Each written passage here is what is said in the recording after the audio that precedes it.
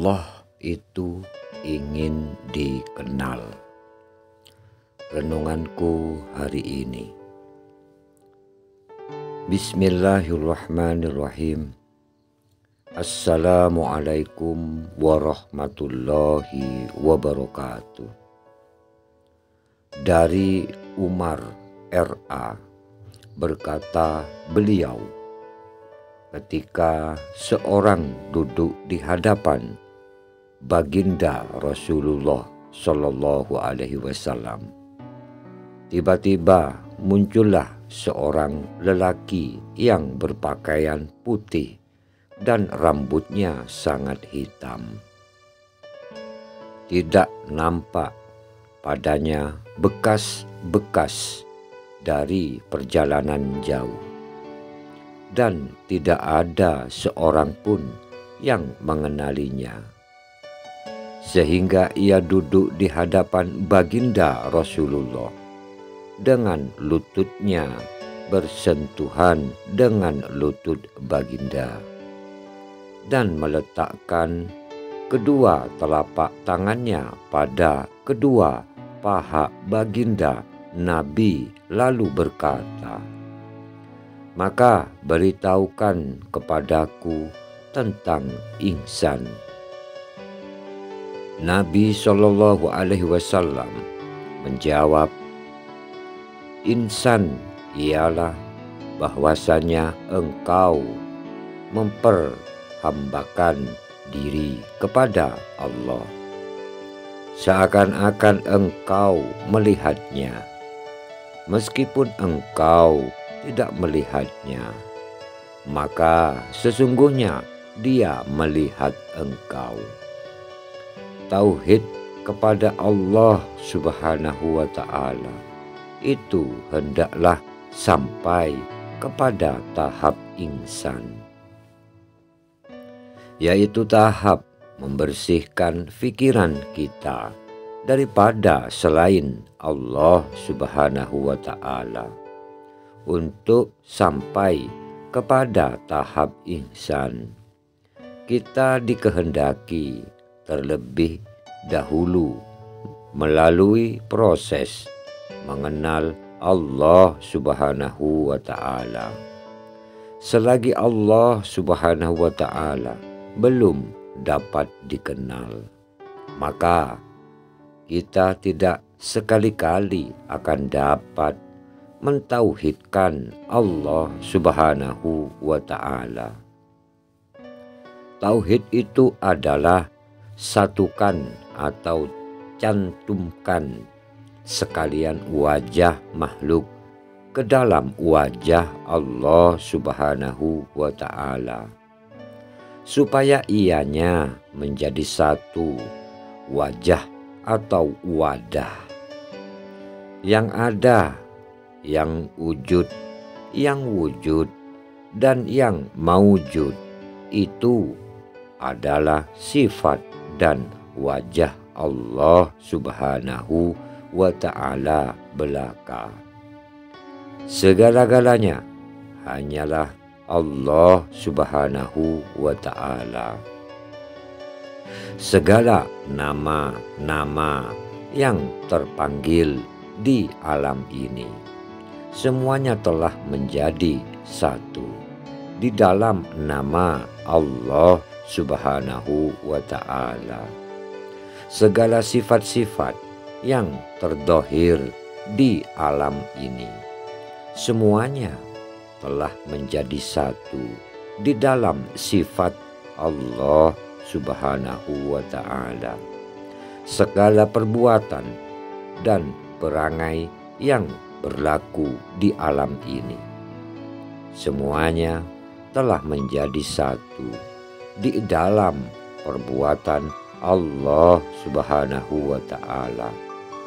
Segala zat dan roh yang ada di alam ini, semuanya telah menjadi satu di dalam zat Allah Subhanahu wa Ta'ala, dan menjadi satu di dalam wajah Allah Subhanahu wa Ta'ala. seluruh isi alam ini menjadi binasa dan menjadi esa, tunggal dan satu di bawah satu wajah. Seolah-olah kesemuanya berada di dalam satu adunan dan terkamil di bawah satu wajah, satu nama, satu sifat, satu perbuatan, dan satu zat. Semua makhluk dan isi alam ini telah terkamil di bawah satu wajah Allah Subhanahu wa ta'ala. Inilah yang dikatakan sebenar-benarnya esa dan sebenar-benarnya tauhid. Tidak adanya lagi yang dipandang wujud di alam ini, melainkan wajah Allah Subhanahu wa ta'ala yang satu. Janganlah pula kita jadikan wajah Allah Subhanahu wa ta'ala itu di bawah satu kesatuan atau union. Kita tidaklah boleh meletakkan Allah Subhanahu wa ta'ala itu di bawah kesatuan atau union, mensyariatkan, menduakan, menyekutukan Allah Subhanahu wa ta'ala, tetapi kita meletakkannya menjadi satu, esa, sebati, dan kamil di bawah keesaan wajah Allah yang Maha Esa. Untuk mencapainya tauhid yang sebenar-benarnya, kita hendaklah terlebih dahulu mengenal ilmu makrifat. Selagi kita tidak mengenal Allah Subhanahu wa ta'ala, maka selagi itulah kita tidak akan dapat menguasai ilmu tauhid atau esa.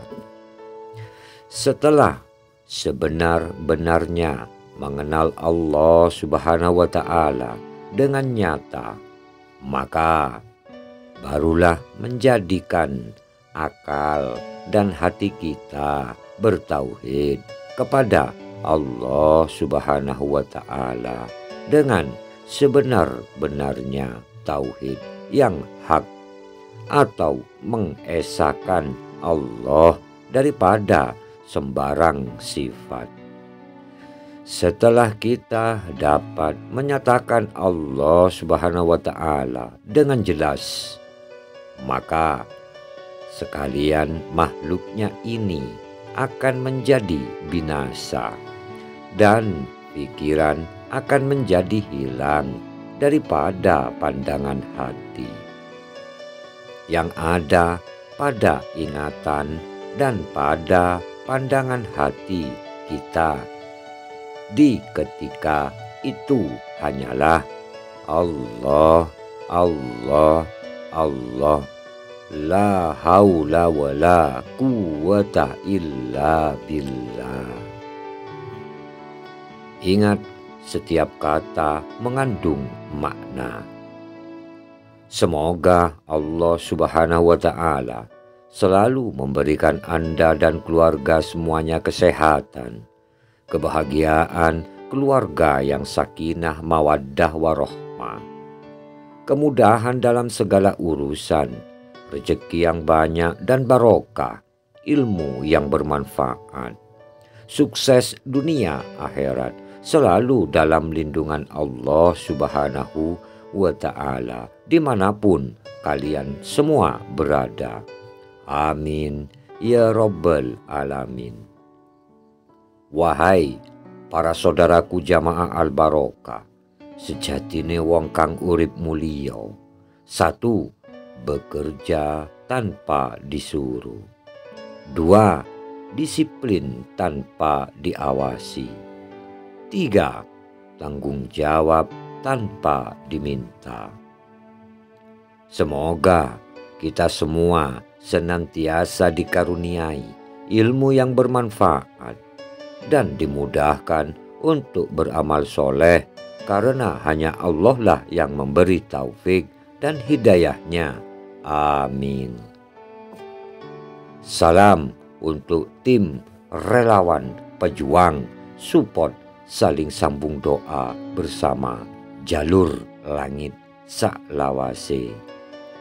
Ihdinas siratal mustaqim.